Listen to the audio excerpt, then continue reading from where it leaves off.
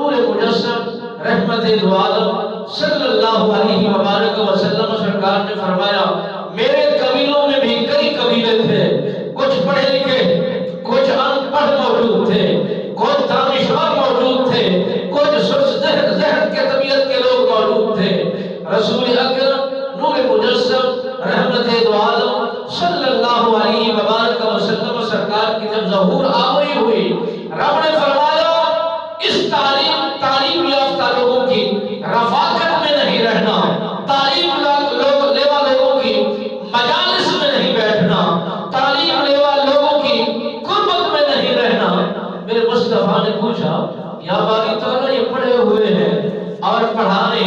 سمجھانے میں سلیقہ ملے گا، آسان طریقہ ملے گا، آپ فرما رہے ہیں کہ ان کی رفاقت میں نہیں رہنا،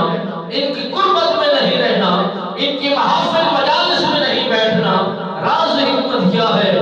میرے خالق و مالک نے فرمایا اے محبوب اس میں وجہ یہ ہے کہ یہ بلند نام رکھنے والے ہیں، دنیا میں شان پانے والے ہیں، وقار معیار بلندی پا چکے ہیں، دبدبا لوگوں کو پر رکھتے ہیں، نام بچا چکے ہیں، نام بنا چکے ہیں۔ اگر آپ انہی کے درمیان جائیں گے تو یہ کل اعتراض کریں گے کہ ان کو عزت ملی ہماری بلندی کی وجہ سے، ان کو عزت ملی ہماری شان کی وجہ سے، ان کا نام بلند ہوا ہمارے مقام کی وجہ سے، اور ان کو جاننے لگے لوگ ہماری پہچان کی وجہ سے۔ میرے مصطفیٰ نے جب یہ بات سنی، رب کے پیغام جب معصور ہوا، رب نے فرمایا کہ اگر آپ انہی لوگوں میں بیٹھ کر فیصلے کریں گے، باتیں سنائیں گے، پیغام کو عام کریں گے تو ہر بات میں یہی اعتراض اٹھائیں گے آپ کو تو جانتا ہی کوئی نہیں تھا، آپ تو رہی یتیم تھے، کوئی پہچاننے والا نہیں تھا، کوئی آنے والا نہیں تھا، کوئی سمجھنے والا نہیں تھا، آپ تو کسی بات کی گواہی دینے کے لیے تیار نہیں تھے، نہ ہی آپ کے پاس بلند مقام تھا،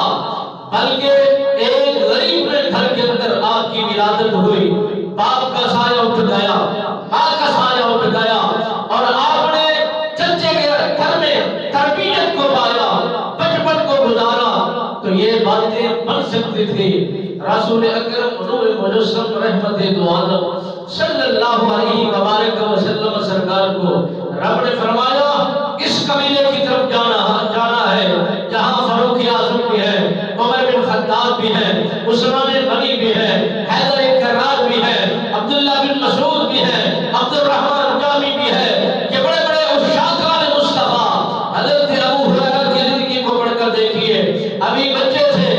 بلیوں کے ساتھ کھیلا کھولا کرتے تھے، وقت گزارا کرتے تھے، کوئی پڑھے لکھے